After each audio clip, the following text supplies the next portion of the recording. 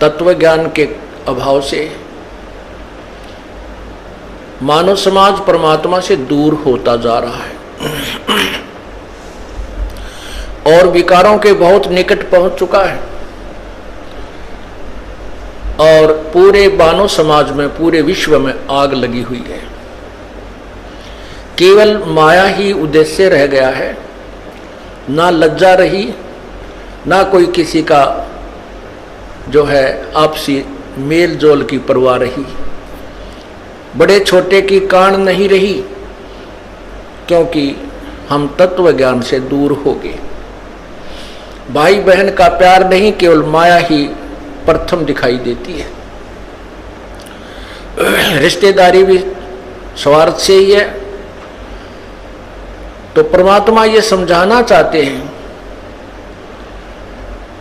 कि ये माया बड़ी अटपटी, सब घट आन अड़ी, और किस किस ने समझाऊं, या तो कुआं बांग पड़ी।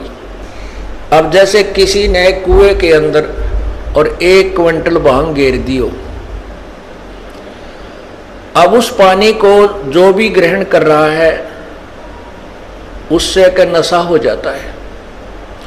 और नशे वाला व्यक्ति कैसे बोलता है, कैसे चलता है, उसकी क्या प्रक्रिया होती है, तो वो सभी नशेड़ियों की एक जैसी होती है। यही परमात्मा हमें समझाना चाहते हैं। अब हम किसी से कहते हैं, आप भी कहते हो कि परमात्मा के चरणों में चलो, भगवान का नाम लो, परमात्मा के निकट पहुंचो, भक्ति करो, ये मनुष्य जीवन बर्बाद हो जाएगा।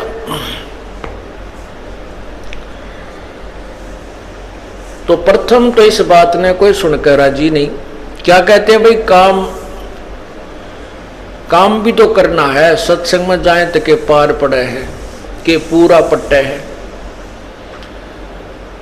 यानी कोई ना कोई बहाना ऐसा अड़ा कर बैठ जाते हैं कि वो कहने वाला चुप ही, समझाने वाले को चुप ही होना पड़ता है कि भाई यो नहीं मानना, कति ढीठ हो रहा है। तो उसके बारे में परमात्मा बताते हैं। फिर इसकी विरानमाटी शुरू होती है इस प्राणी की। जब तक पिछले जन्म के पुण्य आपके साथ हैं, अर्थात आपकी बैटरी चार्जड है और वर्तमान में चार्जिंग पर नहीं लगाई है, तो जब तक पूर्व जन्म की चार्ज, उसमें जितनी चार्जिंग हो रही है वो उतने समय तक तो पूरा काम करेगी। और जब वो डिस्चार्ज हो जाएगी, आगे चार्जर है नहीं, तो वो एक कदम बंद हो जाएगी। ना कोई पंखा चलेगा, इन्वर्टर की जो बैटरी चार्ज की जाती है, तो जब तक वो चार्जड है तब तक तो पंखा भी चल रहा है, बल्ब भी जग रहा है, कूलर भी घुमा रही है। और भविष्य में वो चार्ज नहीं की गई तो एक कदम बंद हो जाएगी, ना पंखा चलेगा और ना कोई उजाला रहेगा। परमात्मा क्या बताते हैं कि जो पुण्यात्माएं ये कहते हैं कि हमने शराब पीते हैं, ना हम किसी का बुरा करते हैं, ना हम बीड़ी तंबाकू प्रयोग करते हैं, तो हमें नाम लेने की क्या आवश्यकता है? हमने तो नाम ले ही रखा है, हम तो भगवान के वैसे ही निकट हैं। पुण्यात्माओं, यही ज्ञान सत्संग में समझाया जाता है जो हमें नहीं है। जो हमें ज्ञान नहीं है वो परमात्मा की वाणी से ही तुलना की जाती है, और परमात्मा की वाणी को हमें अंतिम मानना होगा, क्योंकि उसके वचन में कमी नहीं है। यह तो हमारी अज्ञान सोच है कि हम इस पर कितना तोल सकते हैं। हमारा जो मेजरमेंट टेप है वो ISI मार्क नहीं है, वो छोटी बड़ी है, तो हम उसी से नापते रहते हैं। तो वो मेजरमेंट, वो नाप तोल ठीक नहीं। हम संतों की वाणी जो ISI मार्क है उससे तोलेंगे और फिर अपने जीवन को सुचारू करेंगे तो हम सफल होंगे। तो उनके लिए बताया जाता है कि ठीक है, बहुत अच्छी बात है ये तो मानुष जीवन का प्रथम कर्तव्य है, किसी का बुरा नहीं करे, सोचे भी नहीं। और बीड़ी शराब मांस तम्बाकू तो ये तो मनुष्य आहार है ही नहीं। मनुष्यों में भी जो बद व्यक्ति होते थे, जो गांव से निकाल दिए जाते थे, जंगलों में रहा रहने लग जाते थे, वो राक्षस वो प्रयोग क्या करते थे। मानव समाज में स्वीकार्य नहीं है। और अब कोई गांव खाली नहीं, कोई घर खाली नहीं जो ये विकार ना हो। तो जैसे अच्छी बात है, जो अच्छे पुण्य कर्म है पिछले, बुराई नहीं कर रहे, लेकिन भविष्य में कोई चार्ज नहीं कर रहे अपने जीवन को। ये पूर्व जन्म की बैटरी आपकी यानी पुण्य कमाई चल रही है। जिस दिन यह खत्म हो जाएगी, बिरान माटी शुरू हो जाएगी, चाहे अफलातून हो। यहाँ पर पुण्यात्मा भारतवर्ष के राष्ट्रपति जी श्री ज्ञानी जैल सिंह जी पिछले जन्म की पुण्यात्मा थी, हिंदुस्तान की सुप्रीम पावर बन गए। और जब वह बैटरी डिस्चार्ज हुई, एक्सीडेंट हो गया, 6 महीने तक पैरालाइसिस होकर बोला भी ना जाओ था और तड़प कर मरना पड़ा।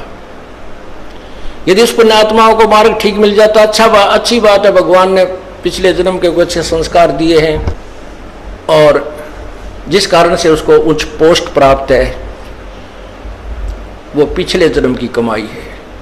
भविष्य की कुछ तैयारी नहीं की तो बैटरी डिस्चार्ज हो गई। इसीलिए सत्संग में समझाया जाता है कि जो बुराई नहीं करता और नाम भी नहीं जपता, गुरु भी नहीं बना रखा, एक व्यक्ति वो, और एक व्यक्ति वो है जो बीड़ी शराब मांस तम्बाकू सारी को बंद करता है। और उसको वो व्यक्ति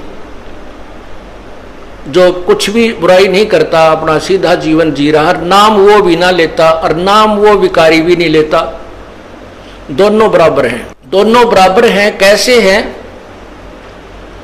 कि जैसे एक खेत 1 एकड़ जमीन खूब बांस मार के छोड़ रखी है, उसमें कोई घास नहीं, कोई अड़ंगा नहीं, कोई डले नहीं, और उसके दूसरे किले में घास फूस खूब उगा पड़ा है, झाड़ जंखार झाड़ी भी जाम रही है, अर्थात बंजड़ पड़ा है। और उस जो समार रखा वो किला, उसमें भी कुछ नहीं बीज रखा, उसमें बीज नहीं बो रखा, तो वो उसी के बराबर है। दोनों यूजलेस हैं, व्यर्थ हैं।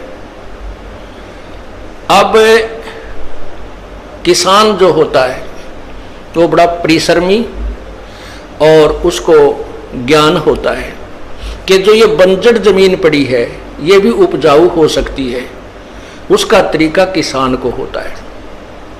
उस बंजर जमीन को भी वो अपनी पूरे प्रयत्न से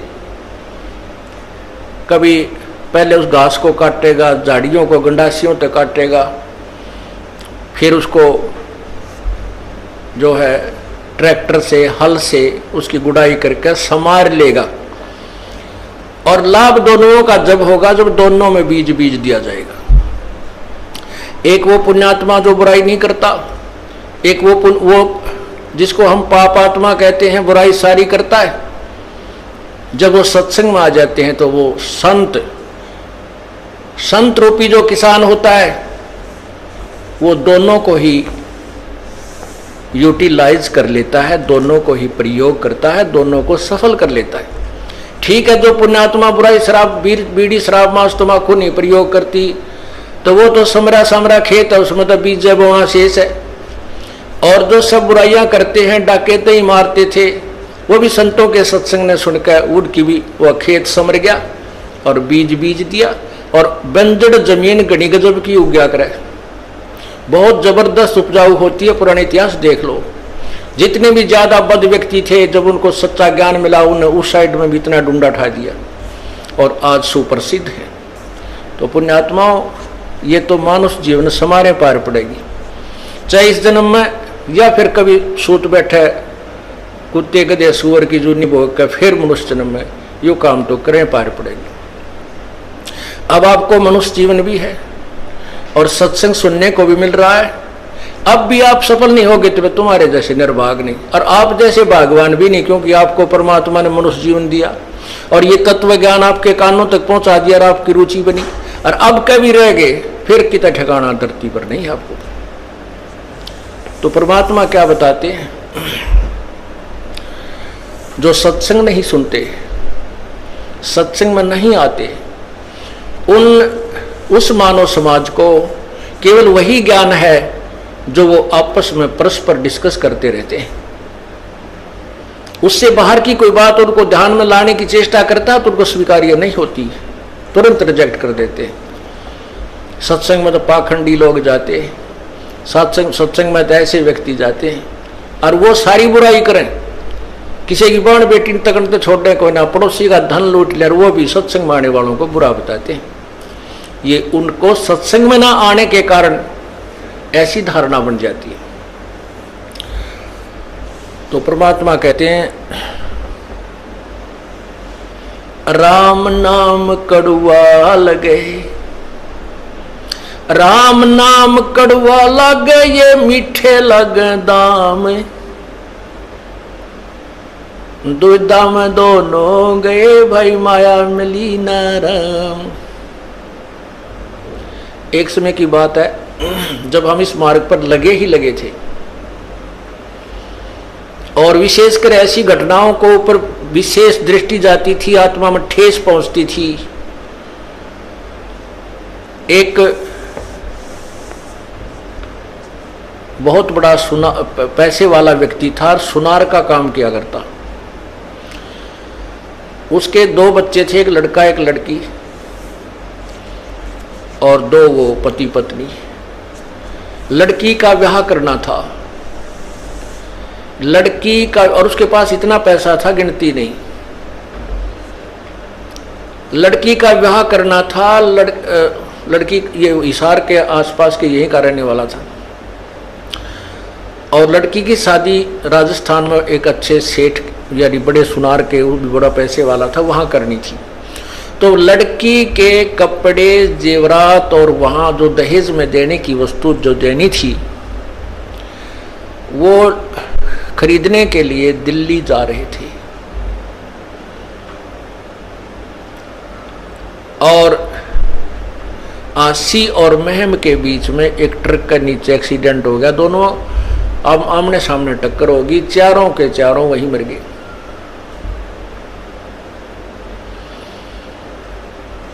तो परमात्मा ये याद दिलाते हैं, इस झूठे सुख को सुख कहे नर मान रहा मन मोदे, ये सकल चबीना काल का भाई, कुछ मुख में कुछ गोदे। ये तो काल ने अपनी खेती वो रखी है। 1 लाख प्राणी डेली खाता है। नैना देवी में गए थे कल्याण कराने के लिए, वहां सारा कल्याण होगा, 150 आदमी मर गए। और भी बहुत जगह ऐसे धार्मिक स्थलों पर ऐसा अनर्थ होता है, लेकिन वहां जाने से फिर भी लोग पीछे नहीं हटते, क्योंकि इनको चाह है परमात्मा की। और वो रास्ता ठीक नहीं है, वो मार्ग ठीक नहीं है। जैसे आपको तीर्थ के विषय में बताया, ये ऐसे ऐसे घटना जहां घटी है उनको तीर्थ कहते हैं, और वहां जाने से कल्याण मानते हैं। अब उस भक्त को जो एक्सीडेंट में सह परिवार नष्ट हो गया, और उस पैसे नहीं कौन प्रयोग करेगा? रिश्तेदारों के जूत बाजेंगे, पड़ोसी लड़के मरेंगे, उसके भाईचारा लड़का मरेगा, वो उन औरों को और दुख देगा। राम नाम रटा नहीं, परमात्मा की तरफ रुचि बनी नहीं, माया जोड़ने में सारा जीवन खो दिया, और वो माया साथ गई नहीं। और जो पैसे कमाने में, वो धन कमाने में जो पाप किए थे, वो भगत के साथ गए, वो उसके साथ गए। गधा बनेगा, कुत्ता बनेगा, सुअर बनेगा, बिरान माटी होगी, वो अभी शेष रहते। तो पुण्यात्माओं, ये दिखाई जब देता है जब इस ज्ञान रूपी आंखें बन जाती है, और इस सत्संग के अंदर ये मोतियाबिंद का ऑपरेशन किया जाता है। वैसे तो ये लोग बहुत शाणे नजर आते हैं, बुद्धिमान नजर आते हैं, बोलने भी ना देते हमारे भक्तों को, लेकिन उनको वो कति ज्ञानहीन है, भक्ति का मार्ग उनको नहीं है। और जिनको आत्म कल्याण का ज्ञान नहीं है, तो किसे विद्वान हो, कितने विद्वान हो, चाहे वो डबल MA के ट्रिपल MA कर रखी हो, वो तो इस जीवन में 2 रोटी का धंधा है बस, आगे कुछ नहीं इससे। और उस 2 रोटी के धंधे के लिए 16 साल तक लगातार बच्चे को हम फ्री छोड़ देते, तू पढ़ ले बेटा, बेटी पढ़ ले। और राम नाम के लिए हमारे पास 2 घंटे मुश्किल से मिलते हैं, और परमात्मा इतने दयालु हैं, ये फिर भी आपके बच्चे का कल्याण करने की चेष्टा करते हैं। यदि हम इस मार्ग को ढंग से समझेंगे तो ऐसा ही करना पड़ेगा। हमारे को समय भी लगाना पड़ेगा, 2 पैसे पुण्य भी करना पड़ेगा। अब क्या कहते हैं अनजान लोग कि भाई तुम तो तीसरे दिन सत्संग में जाते ही कि घर बसने के काम है, तुम तो नाशकरण पर लाग रहे हो। अरे ये वो व्यक्ति कहते हैं जिनने ज्ञान कति नहीं, और जिनको ज्ञान हो गया वो कि मानने उनकी बावड़े, वो उनने बावड़े लागे। एक कोई दिल्ली का रहने वाला व्यक्ति था, लड़का, उसकी पोस्टिंग होगी रूरल एरिया में, देहाती क्षेत्र में। और वो पहले दिन जब उस गांव में जा रहा था जहां उसकी ड्यूटी थी, रास्ते में एक किसान गेहूं बोया था, और उसने गिठड़ी खोल के गेहूं की वारख रखी 40 किलो पक्के, और उसमें तो एक थैला भर के बैलों के पीछे पीछे एक पाइप में के, और बैलों को जोत रखा हल में, और पीछे पाइप बांध के उसमें के वो गेहूं मिट्टी में मिला रहा। तो वो बाबूजी आके खड़ा हो गया, अक भाई यू आदमी पागल है के सांग है इसका, यो भी इतने बढ़िया गेहूं को, ये खाने की वस्तु गेहूं देख रखे थे उसने, पर ये नहीं मालूम था इसका प्राप्त, इसको बीजने का या ये गेहूं बनते कैसे हैं, इसका प्रोसीजर क्या है। इससे वो कति अनभिज था। उसने गेहूं अपने घर में मोल लाए हुए देख रखे थे कि ये बहुत अच्छी ये रोटी बनती है, गेहूं की रोटी। और बुद्धिमान इतना था कि हमारे देश में खाद्य सामग्री की कमी है, हमने ये करना चाहिए वो करना। तो वो अपने ज्ञान के आधार पर, अपनी बुद्धि के आधार पर वो वहां खड़ा खड़ा सोच रहा था। अब वो किसान ने गेहूं बोता हुआ जा रहा है, वो थैला खत्म हो गया, दूसरा फिर भर लिया और फिर शुरू हो गया बोना। तब वो व्यक्ति, उस बाबूजी आ रहा था दिल्ली वाला, वो कहने लगा, बैला वाले बात सुनना मेरी। अब हाड़ी ने सोचा को रास्ता पूछता होगा, बता दूंगा, नया आदमी दिखा है। उसने हल छोड़ दिया, बैलों को रोक दिया और फ्री कर दिया। अकान जी क्या बात है? ने बोला भाई तू पागल तो नहीं है? वो किसान ने सोचा भाई ऐसा के सोच देखा इसने, पागल तो नहीं है। वो बोला जी क्या बात है कि भाई साहब आप इतनी बढ़िया गेहूं को, इतने बढ़िया कणक को और मिट्टी में मिला रहे हो, बर्बाद कर रहे हो। देश में पहले ही खाद्य सामग्री की अभाव है, तो क्यों बर्बाद कर रहा है इसको? तब वो किसान समझ गया यो तो अंदर आ रहा कि थे, इसने न्यो ही नहीं बेरा उल्लू ने, ये गेहूं बो रहा हूं क्या बर्बाद कर रहा हूं। तब उसने समझाया कि बाबूजी मैं बर्बाद नहीं हो रहा, मैं आबाद हो रहा हूं। आज ये मिट्टी में जो गेहूं मैं मिला रहा हूं, ये 6 महीना के बाद मुझे आबाद करेंगे। एक गेहूं के, एक बीज के इतने सारे गुच्छे से पौधे उगेंगे, और एक एक पौधे में एक बाली आवेगी, और एक एक बाली में 40-50 गेहूं इसके अंदर होंगे। वो बाबूजी, वो शहरी भगत ने सोचा क्या भाई तू जादूगर है? अक नहीं, मैं जादूगर नहीं हूं, ये गेहूं पैदा करने का प्रोसीजर ही ऐसा है। जो बोला मैं तो ना मानू। तो उसने कहा आप 2-4 महीने के बाद फिर चक्कर लगाना। वो किसी शहर में नौकरी थी और वो ऐसे गांव में आता जाता था, लेकिन उसका जची नहीं यह बात, क्योंकि उसने ये देखा नहीं था। वो फिर कुछ महीनों के बाद विशेष कराया, उस आदमी तो पूछूं जाके क्या रहा, उसने माटी में गेहूं मिलाए थे। वहां आकर देखता है तो हरी भरी वो फसल लहला रही है और गेहूं पर बाली आई हुई है, सुनहरी रंग पकड़ा हुआ है, और वो किसान भी वहीं अपने खेत में आसपास घूम रहा है। तब उस शहरी बाबूजी से कहा, ने पूछा भाई ये क्या हो गया योग, ये क्या है? कहने लगा ये वही है जो मैं बनाना चाहता था। अब उसने एक बाल तोड़ी और ऐसे ऐसे करके दिखाई, फूंक मार के, देख एक गेहूं डाला था और ये ऐसी ऐसी इस एक पेड़ में, एक पौधे में, और ये 10-12 बाली आई है। तब उस बाबूजी का पेटा भरा, भाई ठीक, तू तो आदमी शाना लिख गया, मैं तो तुझे मूर्ख समझ रहा था। किसान बोला मैं तुझे मूर्ख समझ रहा था। अब यो फैसला तो नहीं हो जब ज्ञान आमने सामने प्रैक्टिकल हो ले। तो ये जो आज आप लोगों को मूर्ख समझते हैं, जो माया के पुजारी, और ये सोचते हैं ना जोड़ जोड़ के बैंक में धरे जाए बढ़ देंगे, बैंक ब्याजते नहीं। एक बालक बीमार हो गया ना, 2.5 लाख में पांडा छूटे। जो भयंकर बीमारियां हो जाती हैं, कि तो गुर्दे खराब, कि तो हार्ट में प्रॉब्लम, या कि तो कैंसर रोग, कि तो एड्स शुरू हो जाती है। पर कहते हैं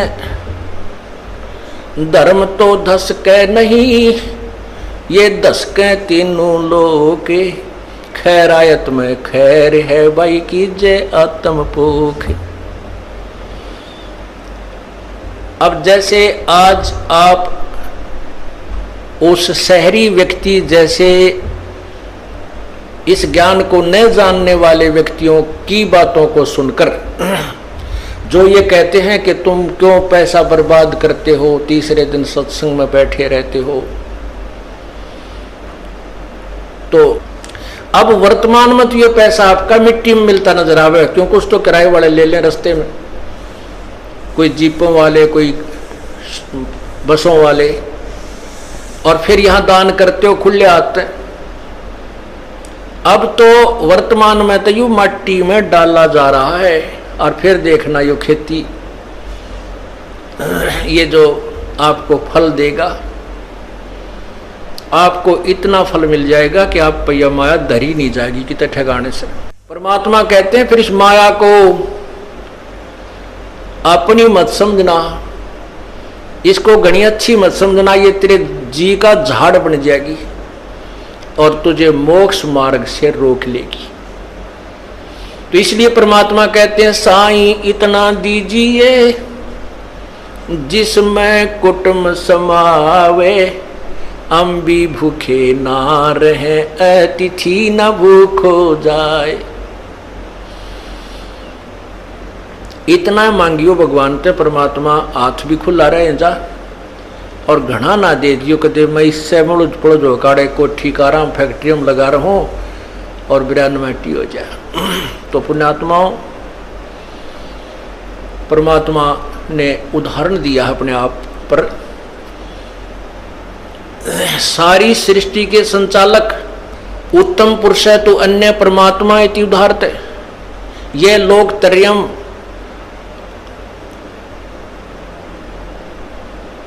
जो तीनों लोकों में प्रवेश करके अविश्य विभर्ति अव्यय ईश्वर, जो तीनों लोकों में प्रवेश कर सबका धारण पोषण करता है, वो परमात्मा है।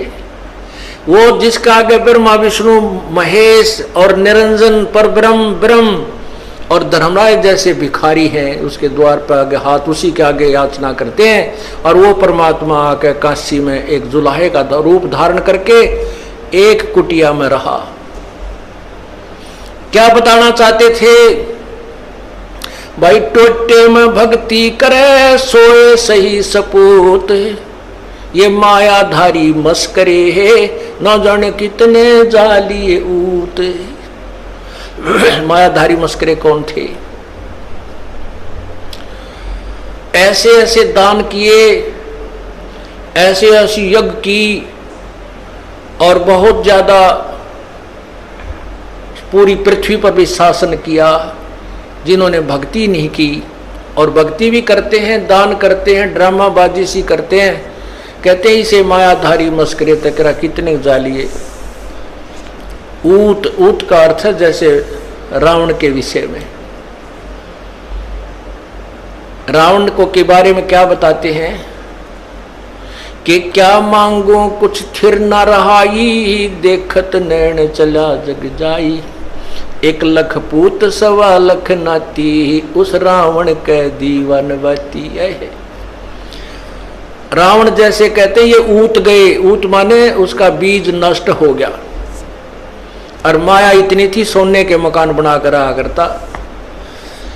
तो परमात्मा कहते हैं ठीक है, भगवान ने आपके भाग्य में आपकी कोई पुण्य कमाई पूर्व की है, कोठी भी दे रखी है, आपके पास कार भी है, क्योंकि वर्तमान समय की इसकी आवश्यकता है, और नहीं भी दे रखी है तो कोई मन में मत लाना, शायद आपका हित इसी में है, प्रभु आपको ऐसे ही रखना चाहता है जिससे आपका कल्याण हो सकेगा। तो कहते हैं टोटे में भक्ति करे। परमात्मा ने अपने आप को कति गरीब, बिल्कुल गरीब, सुबह का भोजन है तो शाम का नहीं, ऐसी स्थिति में रहकर दिखाया। और जब वक्त पड़ा उन दुष्ट आत्माओं ने भगवान के साथ मजाक कर दिया और चिट्ठी लिख दी सब जगह के कबीर भंडारा करेगा, 18 लाख आदमी मेहमान बन के आएंगे। और उस परमात्मा ने 18 लाख का पेट 3 दिन तक भर दिया, और ऐसा भर दिया कि हर प्रकार के पकवान, देसी घी के बने हुए जलेबी, लाडू, कचौड़ी, पकौड़ी, दही, बड़े, खीर, हलवा, हर तरह से उनको करके दिखा दिया। तो क्या दिखाते हैं, क्या बताते हैं परमात्मा? यदि तू राम नाम का धनी है तो परमात्मा तेरे साथ है। 18 लाख आदमी अब इकट्ठे हो जाओ, जब सरकार नहीं हिल जाता सारी, जब उसने शाम की रोटी दे दी, सुबेरे की नहीं पावे इंदौर, और बना नहीं सकते, व्यवस्था भी नहीं कर पाएंगे। तो कहने का भाव ये पूरी बड़ी सरकार है, सारी सृष्टि का संचालक है, और सतलोक से लेकर आए परमात्मा वो सारा आहार अपना कह लगे इस कंगाल देश से, ब्रह्मा विष्णु महेश और ये ब्रह्म परब्रह्म के लोगों से क्या लेंगे, मेरे से ही मांगते।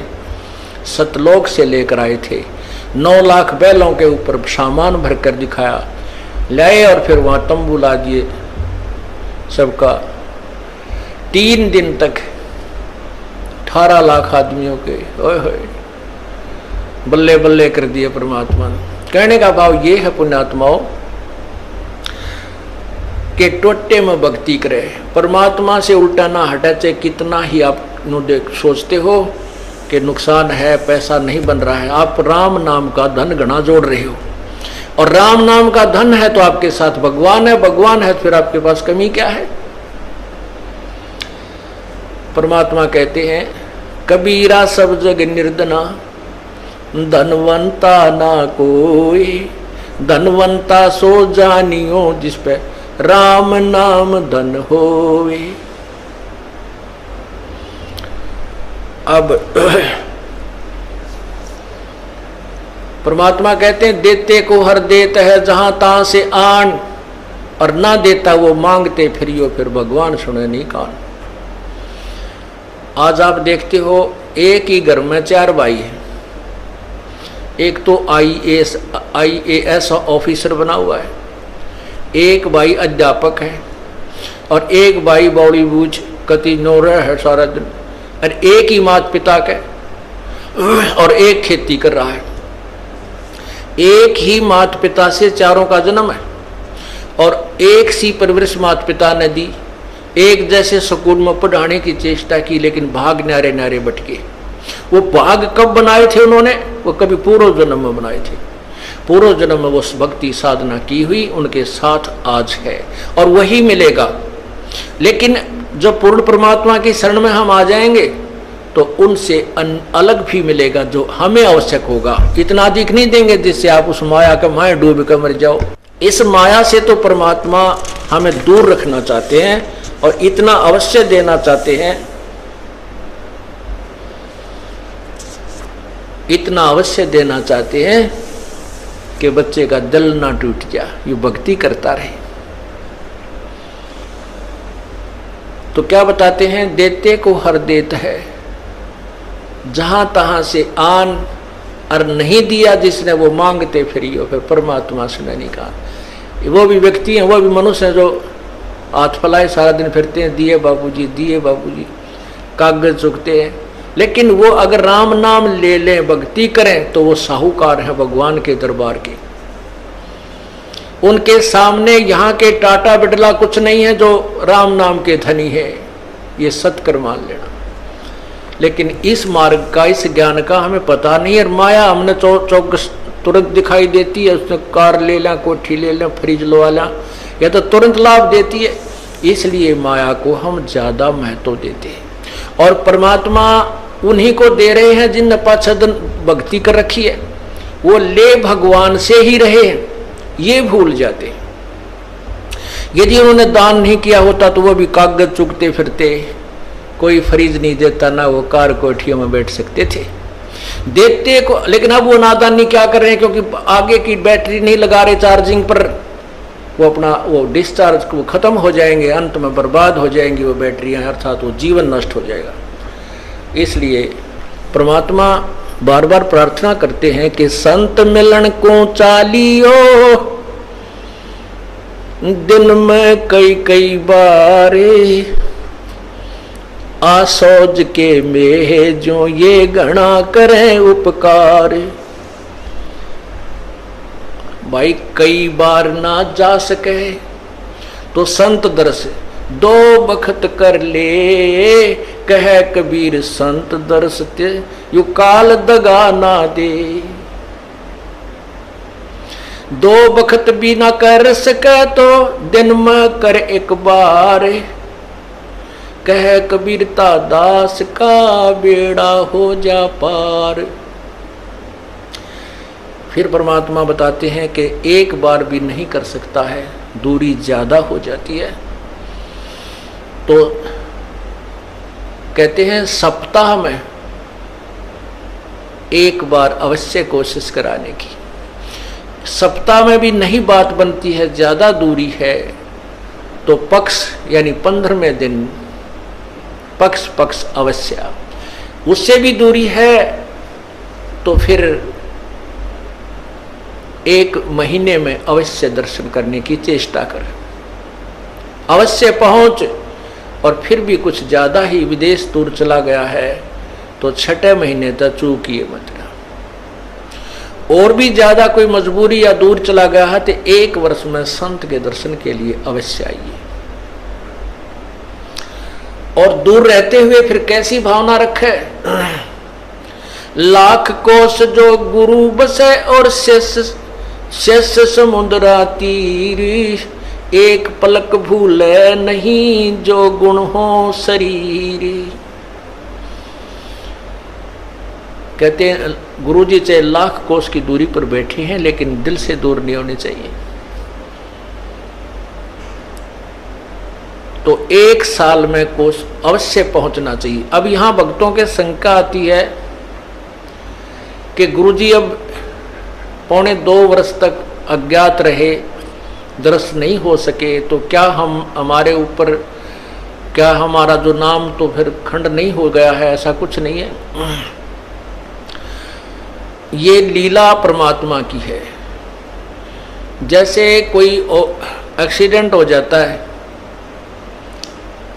और भाई उसमें टांग टूट जा, प्लस्तर बांधे रहना पड़ता है और चारपाई पे लेटा पड़ा रहना होता है। लेकिन जब ठीक हो जाए, जब थोड़ा ही पड़ा रहना है, फिर तो काम करे, घूमे, फिर अपने सारे कार्य सुचारू करे।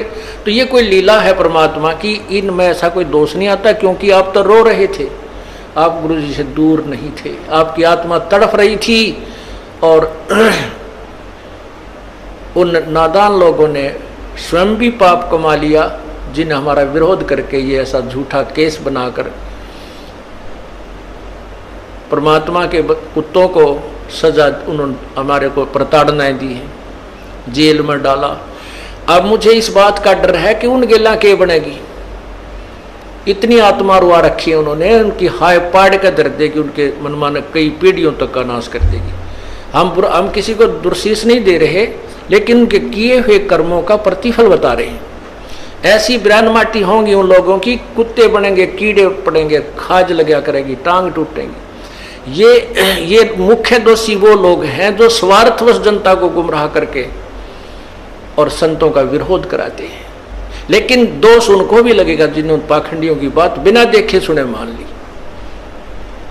तो पुण्यात्मा उसमें दोष नहीं था, आपकी तो अधिक कर्म बने हैं, आप हृदय से रोए हो। जैसे धर्मदास जी को परमात्मा ने 6 महीने तक तड़पाया था, उसके अंदर की कसक देखने के लिए और बनाने के लिए, और फिर जब वो परमात्मा मिले तो और अधिक प्रेम से, और प्रेम और बढ़ा हुआ था। तो पुण्यात्मा यही समक्ष प्रत्यक्ष प्रमाण है कि कोई भी बच्चा परमात्मा से दूर नहीं हुआ, आपकी दूनी कसक पड़ी है। तो वही आपने ये ज्ञान समझ लिया कि जैसे बंदी छोड़ दयाल जी तुम लग हमरी दौड़, और जैसे काग जहाज का सूझ और निठर। आप इतना ज्ञान युक्त हो गए हो जैसे समुद्री जहाज के ऊपर शाम के समय कौवा इस दृष्टिकोण से बैठ जाता था, जो 4 बजे से जहाज प्रस्थान होता बंदरगाह से, कि ये खाना खाएंगे और वहाँ टुकड़े खाऊंगा, क्यों पूरा बाजार सा लगा हुआ होता है समुद्री जहाज में, सारी व्यवस्था होती है, होटल भी होते हैं वहाँ, कैंटीन भी बनी होती है, सब तरह की दुकानें होती हैं, एक शहर सा होता है। पुराने समय की बात है जब ये इंस्ट्रूमेंट नहीं थे जो वर्तमान में हैं, जो बहुत सेंसिटिव इंस्ट्रूमेंट नहीं थे, उसमें एक वो रखा करते थे दिशा सूचक, और वो दिशा सूचक को भी कोई ऐसी जो चुंबकीय चट्टान होती थी वो डिस्टर्ब कर देती थी, उसकी दिशा को बदल दिया करती थी। तो जब वो उस दिशा सूचक को चेक करने के लिए ये ठीक काम कर रहा है या नहीं, हम अपनी सही दिशा में जा रहे हैं या नहीं, उसके लिए वो क्या तरीका अपनाते थे उसकी जांच का, कि जो कौवे ऊपर बैठे होते थे उनको डड़ा मारते थे पत्थर, उनको जहाज से विवश कर देते थे उड़ने के लिए, तो वो कौवा वहां से उड़कर चल पड़ता। और कौवे में परमात्मा ने एक विशेष ऐसी वो दे रखी है, उसके अंदर ऐसा इंस्ट्रूमेंट ला रखा है कि वो उस दिशा को नहीं भूलता जिस दिशा से वो चला था। वो ये ख्याल रखता है कि मान ले ये मुझे यहाँ से धक्के मारेंगे तो मैं फिर उस दिशा में अपने घर की तरफ चल पड़ूंगा। वो आंखें रात्रि में भी उसी चिंता में उस दिशा को भूलता नहीं। और रात्रि के समय वो जहाज निकल जाता 200 किलोमीटर,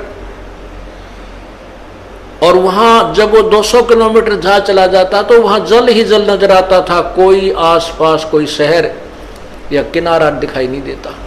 तो वो काग उड़ता वहां से, वो कौवा उड़कर चल पड़ता है अपनी उसी दिशा में जिस दिशा से वो जहाज चला था।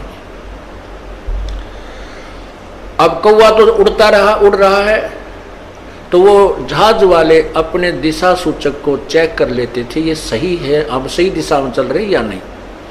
उधर से वो कौवा जाता है 10 किलोमीटर 20 किलोमीटर, फिर आगे देखा कि तो बैठने जगह कोई नहीं, वो फिर मुड़कर देखता है कि उसको वो जहाज ही दिखाई देता अपने प्राण बचाने के लिए। वापस आकर के उस जहाज पर ही विश्राम पाता है। तो पुण्यात्माओं, जब आप इस ज्ञान से पूर्ण परिचित हो जाओगे, उस समय आपको इस सतलोक आश्रम क्रोथा और बरवाला और इस दास के अतिरिक्त और कबीर परमात्मा के अतिरिक्त तुम्हें कोई स्थान दिखाई नहीं देगा। सब डूबने का होगा, पैर रखते ही डूबने का होगा, क्योंकि चाहे कितने प्यारे और कितने ही नेक भाई बहन रिश्तेदार हैं, वो तो इसी समय में हमारे साथ रहेंगे। आगे ना जाने अपने संस्कार बस वो कहाँ जाएंगे, वो हम कहाँ जाएंगे, ना जाने कि तो पशु बनेगा, कोई पक्षी बनेगा, कोई जानवर बनेगा। हो सकता है किसी पुण्यात्मा को मनुष्य विशेष रह रहा वो भी मिल सकता है।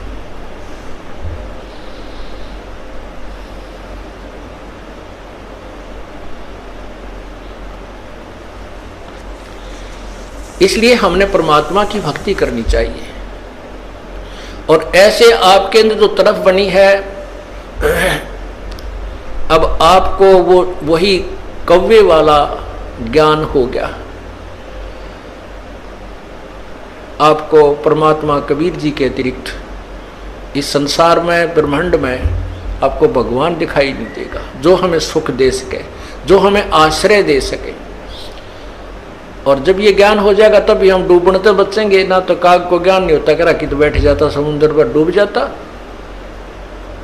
नहीं थोड़ी देर में थक के गिर जाता, फिर वैसे डूबना था। तो समझदारी की उसने, वापस आकर वहीं शरण ले ली। तो अब ये भी हुआ है कि जिनको हमने धमका दिया था, खुरका दिया था, वो बार बार गलती करते थे, वो आया ना करते, नाम भी छोड़ दिया था, अब वो भी उल्टे आ गए। या और कमाल करी परमात्मा ने। और नए भक्तों का तो कमाल हो गया। 3 महीने दास को जेल से आए हुए हैं, लगभग 4000 व्यक्ति परमात्मा के चरणों में नए आ चुके हैं। तो इससे सिद्ध होता है कि सांच को आंच नहीं होती। परमात्मा कहते हैं जय कंचन बिष्टा पड़े।